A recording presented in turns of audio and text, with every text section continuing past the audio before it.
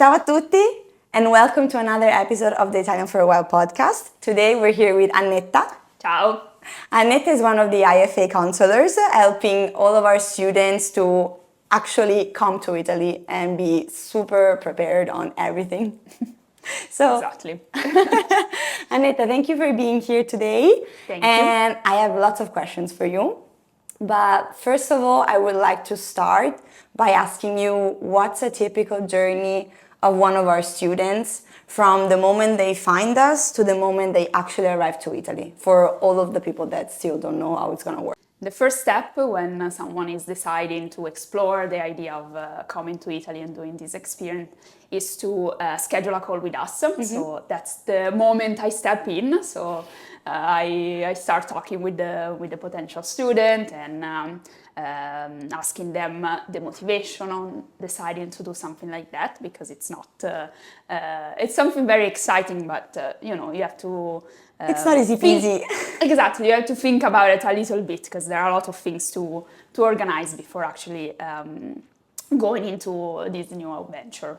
So yes, the first step is to do a call. So I start talking about the motivation, then deciding a little bit the destination that they like, the environment. So I help them out a little bit in choosing the right destination for them. Yeah. And then also talking about the duration of the overall experience. We have different programs starting from a few weeks, which is usually the summer adventure, summer programs, and then going into the gap year program, which is 8 to 12 months. So yes, we talk about the duration, what can be a good combination for them, and then talking about all the details, so accommodation, flights, and also we talk about the visa a little bit.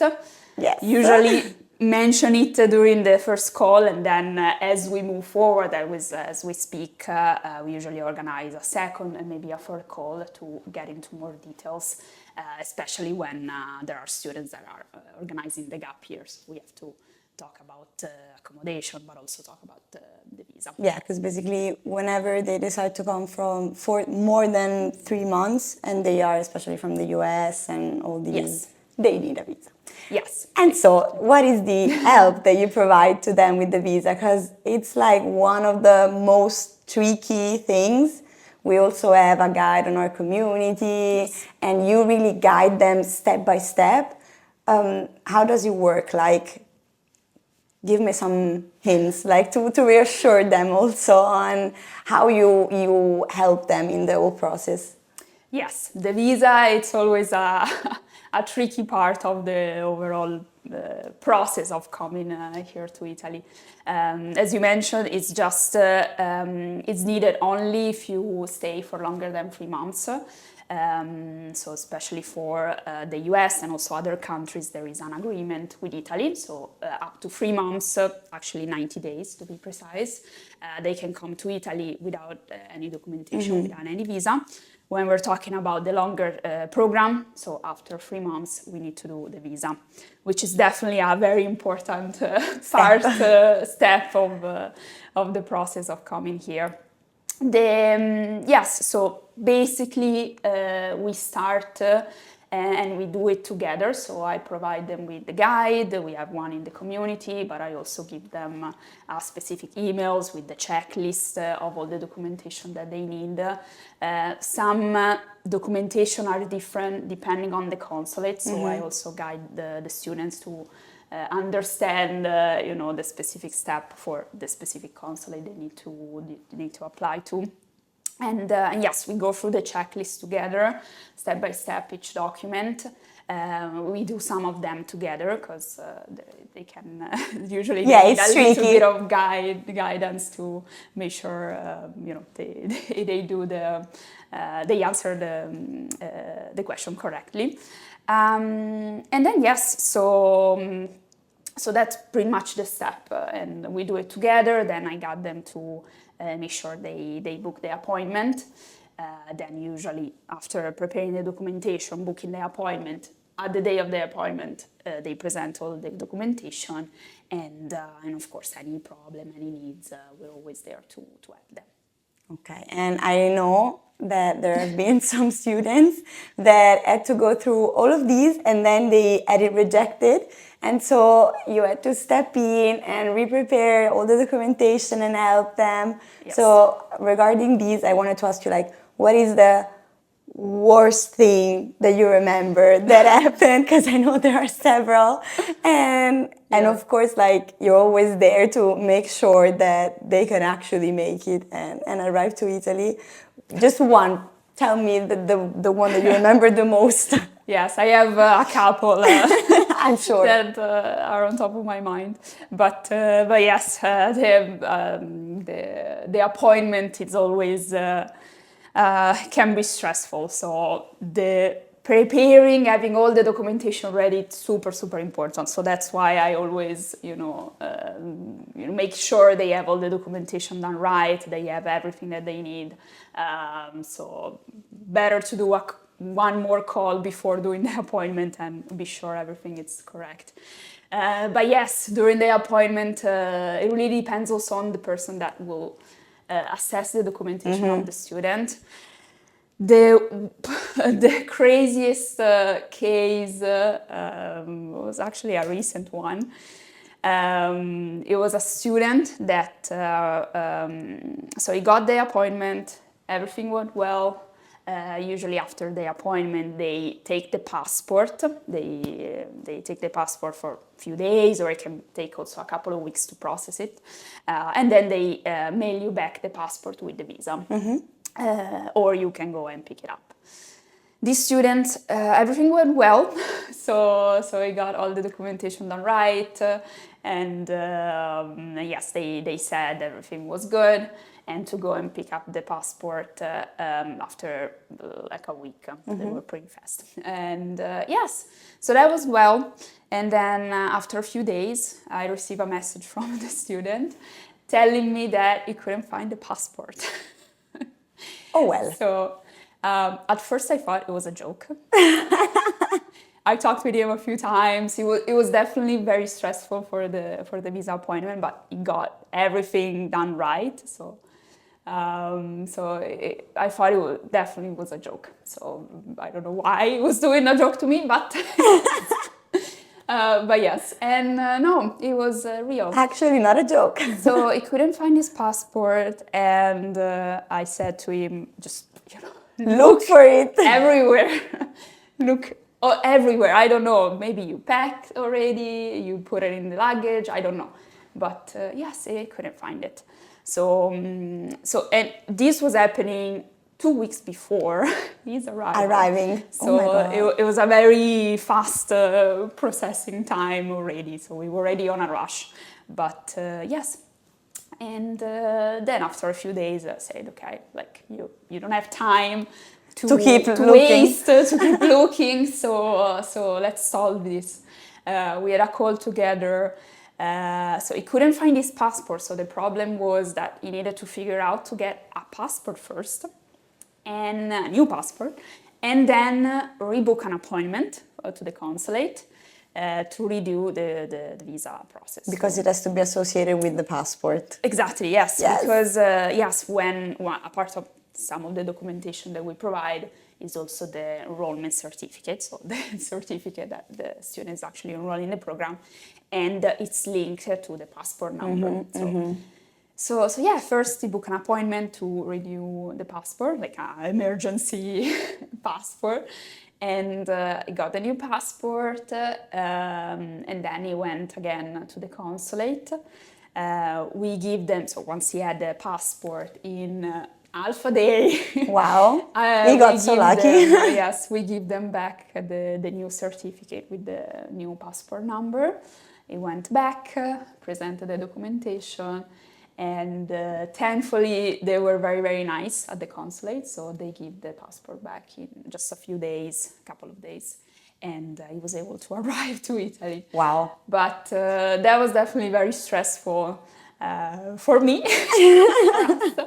I can't imagine for him, but all went well. Yeah, and you managed, and I mean, yes, I had no doubts, and of course, like sometimes it's also like a little bit of luck because you cannot like control everything, but at least on our side, like, we know that you did everything that you could. Yeah, definitely. Timing, we needed to act in super rush. So yeah, it went well. And yeah, I think that's definitely one of the craziest stories that we had. And if the student will ever watch this video, we won't say your name, but ciao. Ciao. We also met him here in Italy already a couple of times.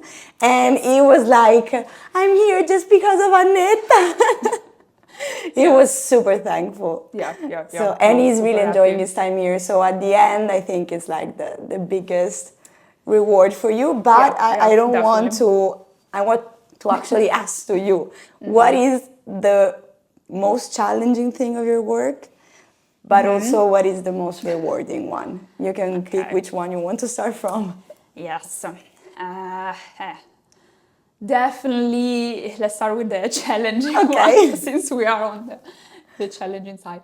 I would say the most challenge is always the visa part, definitely, because it needs to, it's a delicate part. It's not, it's challenging in a sense that it needs to be done, in a precise, you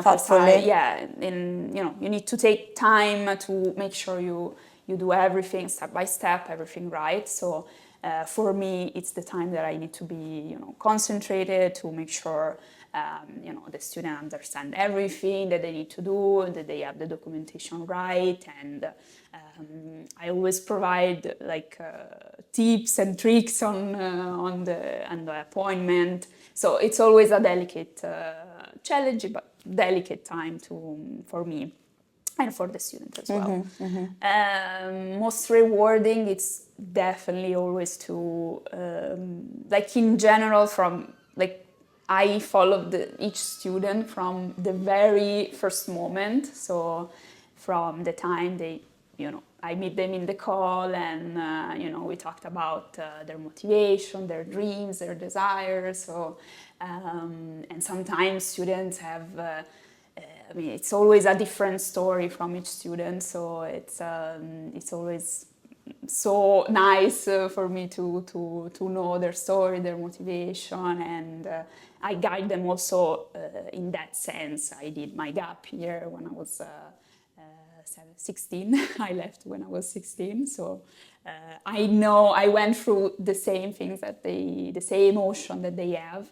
So yes, I think that's the most rewarding, to kind of follow each student from the very first step when the gap year is just an idea, it's just a dream, and then to step by step make it happen, and in the end see them here, so from the video call, and actually see them in real life here in Italy. So yeah. That's so beautiful. Definitely the most rewarding. And actually, you anticipated one of my questions, because I was about to let the students know that you actually did a gap year when you were very, very young. You stayed for a whole year in the US. So now, if you want to tell them something about this. But my question was, how do you think that this helps you with your job? Because as you anticipated, you can really empathize. Empathize. Emphasize. No. No, empathize. Empathize. Vabbè, okay. We're Italians. We're Italians, okay. You really know what the student is going through. You can say it in Italian, so they learn a word. I cannot even think of it in Italian now. How do you say? You can really empatizzare. Empathize. I think it's empathize. But English lessons aside, exactly. You really know what they're going through. And so, do you think that this helps you in your job? And if so, how? Yes, definitely. Definitely. So, as I was telling you, it's really, so I went through all of the emotion that every student experienced. And of course, every student has his own story. The stories are all different, so yes, but I know I went through kind of the same. So yes, I was pretty young when I left. I was 16. I went for the full year in the US, so from Milano all the way to Wisconsin. up there in the cold. But yes, it definitely helps me out and helps me connect with the students, with them, and yes, for sure. Okay, perfect. Thank you. Thank you so much. But now I wanted to talk about the other aspects of the whole process, because we talked about a lot about the documents, the visa, and all that part. But you also assist the students a lot in other things. So, for example, choosing the accommodation, because we have different options. And they all have like their requirements, and also the location, because we have 10 different beautiful cities that are so different one from the other. So how do you guide them, and like how does it work? Do they come to you asking where do you recommend me to go, or maybe there are some that already know and they're like, no, I really want to go there? How does it work, the whole process? Yes, so yeah, accommodation and choosing a destination are the two of the steps that we cover during the call. Sometimes they come during the first call and they already know accommodation, city, and everything. Some students already went to Italy, so they already they already visit a few cities, and they already know where they want to stay for their program. I definitely guide them a lot in choosing the destination, especially if they never went to Italy or they just visit a few cities. And yes, when choosing the destination, it's always I always take into account their preferences. So whether they like to be in big cities, so in that case, Milano, Roma can be a good choice for them. Also, we have students of different ages, so a different moment in life. So usually the young workers, and I suggest them to go into the main cities, Florence, Milano, Naples as well. And also the younger students, the ones that do the gap year experiences during or after college or after work. And usually students who are a little bit advanced in age, I guide them into choosing the location that they like, usually smaller places where they can walk around easily and away from the hustle and bustle of the big cities. So yes, we cover that during the calls. So so yes, and a lot of students also ask me questions on specifically the feeling, the vibe of each different cities, because especially if they never went, they really want to know, what it's like to live there. So yes, I definitely give them all the tips and guidance in that. Accommodation, yes, it's another step. We have accommodation for students pretty much in every destination. Can be a little bit different depending on the destination that they choose, but there's always the homestays, which is definitely the most immersive type of experience, because they have the chance to live with an Italian family and speak Italian, like exactly, and speak Italian 24/7 basically. Exactly, they already come here and have Italian all the time, spoke to them, but yes, in family it's even a more immersive experience. So yes, and also it's a nice way to, since they're coming into a new country, they are welcome into a family right away.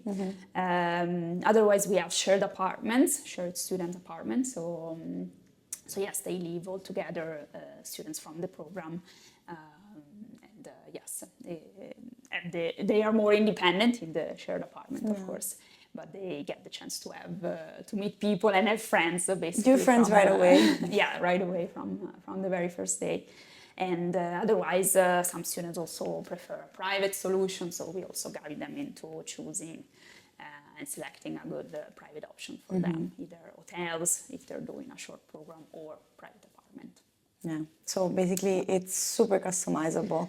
Yeah, exactly. Especially since we're talking about longer program, long duration, so we guide them into choosing the one that they are comfortable with. Nice. And I know for a fact how many times you have to also assist them, not only because we've talked about all the pre-departure stuff, but it doesn't end there.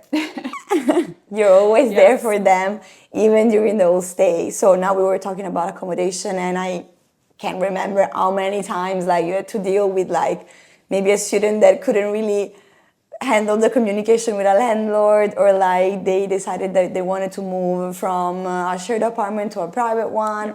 So, or they have problems once they're here with whatever, like tessera sanitaria, codice fiscale, No, whatever. please. So, what is Yeah. like what happens after they arrive? Like, because your job never doesn't stop there. Never ends. Yay. Yes, no, yeah, we talked about the whole pre-departure part, and then coming here is the exciting and yes, rewarding part of the journey, but definitely it doesn't end there. Challenges are part of the journey. I would say it's always. They're part of the journey. Overcoming them, it's the important part. Yes. So yes, of course, we're always there for the students to help them out if they have any problems. Accommodation, yes, it can happen. Sometimes, I don't know, there's something that break into the apartment, so the Wi-Fi doesn't work. That happened. So all of these things, I always ask the student to kind of communicate with me or the other counsellor right away, so we can take action as soon as possible. And whether it's the Wi-Fi, whether it's another problem in the apartment, we make sure to talk right away and to solve it as soon as possible. Yes, also if there are any problems or people don't getting along with the roommates, with the other, of course, just students let us know as soon as possible, and we try and see if there is another accommodation option. So all of these things we can definitely manage, and yes, we did it in the past, and we keep it happens. doing it. We'll keep doing it. Yeah. Yep. Nice. So another thing that I wanted to ask you before leaving you and thanking you again is I wanted to talk about our online community. Because I know that during the first calls with the students, you always tell them to follow us on our social media and to follow us on, like, to look on all our guides on YouTube, but also especially to join our community. And we already have a lot of resources for them there. We also now have the guide with the visa process step by step. So what do you think it's the biggest benefit for a student to be part of our community? Yes, definitely. Yeah, I share with all the students a lot of resources because it's good. Even after talking with me, it's good to they take their own time to look for everything. They think about it. They talk with friends, family. So it's good to just take the time to read through as many resources as possible. The biggest benefit of having the community is that the students from the very first day they get in contact with us, they can connect with other people that are doing the exactly same process. They're going through the same emotion, the same decision as them, and I think that's an incredibly valuable things to have. So being able to connect with other people and having the opportunity to do so in our community, the possibility of browsing through all the videos. We have the visa guides step by step going through. It's me telling step by step. It's basically a review of the call that I usually do with students. So step by step we go through the visa documentation, and also we have other videos. We have an online beginner course for free. Yes, for free, with resources, with exercises. So even just that, you can get some exercise, some lessoning before coming to Italy. So yeah, that's just a few things that you can find in the community. But we also have every 2 weeks meetups, live online meetups. So we see students, people that are in the process of thinking about doing the gap year, or students that are already here, students that went to Italy and then and stick to the community. are already back. So the community, it's all of that, a way to connect right now, right away, with students that are thinking about it, and in the process with students that already done it, and with us as well. So it's a very easy way to connect also with all of us from the team. Nice. Yes, and that's why we always suggest them to join it. Yes, absolutely. And okay, I think I've asked you everything that I wanted to, and I thank you so much for being here today. Thank you. And if there's any question from their side, I'm sure they're gonna let us know, and then Yes. We can answer them. So, absolutely. thank you so much. Thank you, Michela. And ciao. Ciao.